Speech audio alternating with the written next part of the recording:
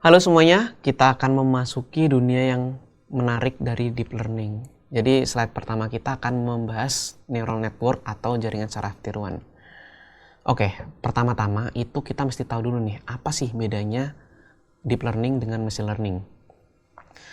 Meskipun keduanya terkait dengan pengolahan data dan pembuatan model prediktif, terdapat perbedaan mendasar di antara keduanya. Jadi, machine learning adalah bidang yang lebih luas yang mencakup teknik dan algoritma yang digunakan untuk melatih mesin agar dapat belajar dari data dan membuat prediksi atau keputusan tanpa secara eksplisit diprogram. Nah, machine learning ini menggunakan berbagai pendekatan, termasuk metode statistik, regresi, klasifikasi, dan clustering. Untuk memodelkan hubungan antara fitur-fitur itu, machine learning itu akan mengkombinasikan metode-metode sebelumnya untuk menghasilkan prediksi yang bisa akurat. Nah, tapi di sisi lain, deep learning ini adalah subbidang dari machine learning yang menggunakan neural network dengan banyak lapisan tersembunyi atau deep layers untuk mempelajari representasi yang kompleks dan lebih abstrak lagi dari data tersebut. Nah, deep learning ini menekankan kemampuan mesin untuk memproses data yang besar. Jadi data yang besar, kompleks seperti data gambar, suara, dan data teks itu biasanya menggunakan deep learning. Nah, dalam deep learning ini, model jaringan saraf yang kompleks dipelajari secara otomatis melalui pembelajaran yang mendalam dari data.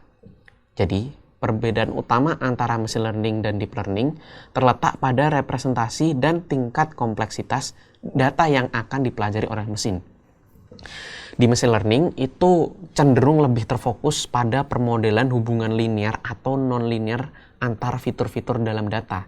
Sementara di dalam deep learning ini mampu mempelajari representasi yang lebih kompleks dan abstrak dari data tersebut.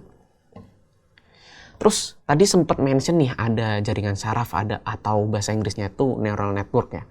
Neural network ini apa sih sebenarnya?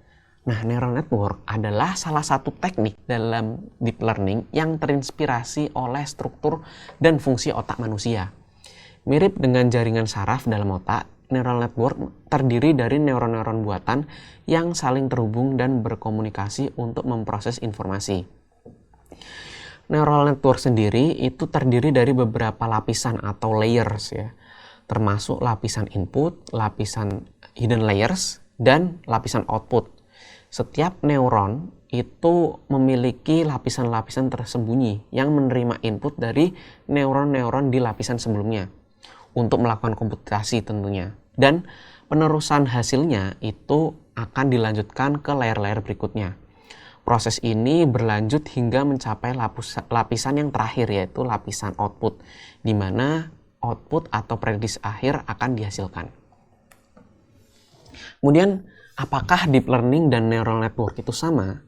Meskipun sering digunakan secara bergantian, deep learning dan neural network memiliki perbedaan yang perlu kita pahami, teman-teman. Pertama, neural network itu adalah model matematika yang terinspirasi oleh struktur dan fungsi otak manusia, yang terdiri dari kumpulan neuron buatan yang saling terhubung dan bekerja sama untuk memproses informasi. Jadi neural network itu dapat memiliki berbagai arsitektur, termasuk salah satunya itu feed-forward neural network ya, dan jaringan saraf recurrent atau recurrent neural network. Di sisi lain, deep learning ini adalah sub bidang dari machine learning yang menggunakan neural network dengan banyak lapisan tersembunyi atau deep layers untuk mempelajari representasi yang kompleks dan abstrak dari data. Dalam deep learning, neural networks dengan lapisan deep layers-nya tadi itu memungkinkan mesin untuk memproses data yang besar dan kompleks serta mengekstrak fitur-fitur yang lebih tinggi tingkatannya.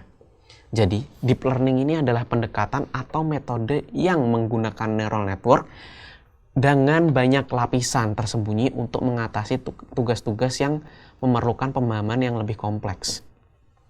Jadi deep learning ini memanfaatkan kekuatan neural network untuk mengekstrak atau mengambil representasi yang kompleks dari data, kemudian memperoleh hasil yang lebih baik dalam pemrosesan data-data yang besar seperti data gambar, data suara, data teks, dan data-data kompleks lainnya. Apakah deep learning bisa melakukan semua pekerjaan machine learning? Ini pertanyaan yang sangat menarik, namun jawabnya tidak sederhana. Deep learning memiliki kapabilitas yang luas dan dapat digunakan untuk tugas-tugas seperti regression, classification, dan clustering.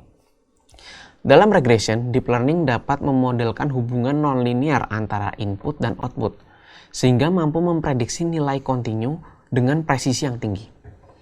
Dalam classification, deep learning dapat mempelajari fitur-fitur kompleks dalam data dan mengklasifikasikan data tersebut ke dalam kelas atau kategori yang sesuai. Dalam clustering, deep learning dapat mempelajari pola-pola tersembunyi dalam data dan mengelompokkan data ke dalam kelompok-kelompok yang serupa. Namun, penting untuk diingat teman-teman bahwa deep learning bukanlah solusi yang sempurna untuk setiap tugas machine learning. Keputusan untuk menggunakan deep learning tergantung pada beberapa faktor, termasuk jumlah data yang tersedia, kompleksitas tugas, dan sumber daya komputasi yang tersedia, termasuk interpretabilitas hasil. Pada tugas-tugas yang relatif sederhana atau memiliki data yang terbatas, metode machine learning tradisional seperti linear regression, logistic regression, atau k-means clustering dapat memberikan hasil yang lebih baik dan efisiensi yang lebih tinggi dibanding deep learning.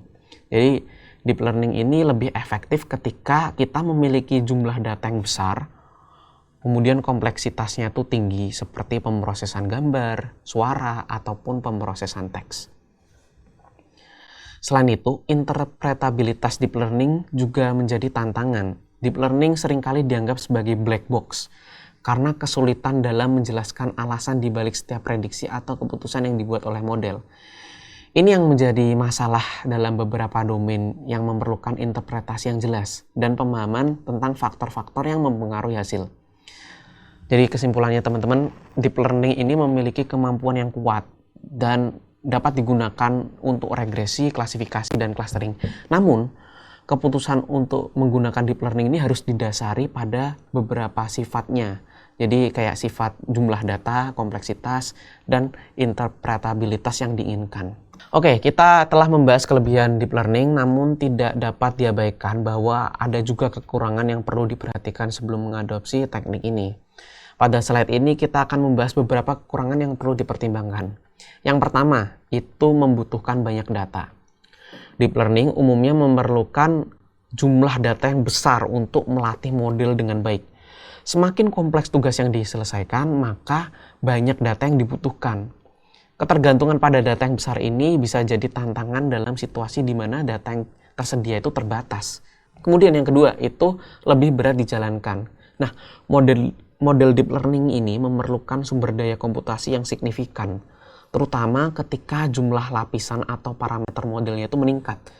Proses pelatihan model ini dapat memakan waktu yang lama banget dan memerlukan kekuatan komputasi yang memadai, termasuk penggunaan GPU atau komputasi terdistribusi.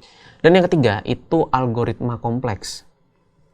Deep learning ini melibatkan algoritma yang kompleks dan memerlukan pemahaman yang mendalam tentang arsitektur, hyperparameter, dan teknik pengoptimalan yang tepat.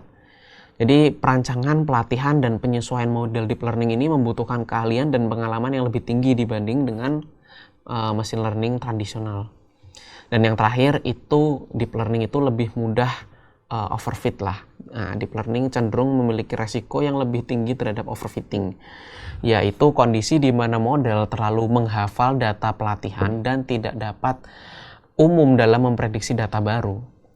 Jadi penanganan overfitting ini jadi tantangan dalam deep learning dan perlu dilakukan dengan hati-hati dengan teknik seperti regularisasi, kemudian ada menggunakan layer dropout, dan penggunaan data augmentasi. Penting untuk mempertimbangkan kekurangan-kekurangan ini dan mengevaluasi apakah deep learning adalah pendekatan yang paling sesuai untuk tugas dan masalah yang kita hadapi. Dan dalam beberapa kasus seperti teknik machine learning tradisional atau pendekatan lain mungkin memberikan hasil yang lebih baik dan lebih efisien. Dalam penggunaan deep learning sendiri, penting untuk memiliki data yang cukup, sumber daya komputasi yang memadai, dan pemahaman yang kuat tentang algoritma dan tindakan pencegahan terhadap overfitting.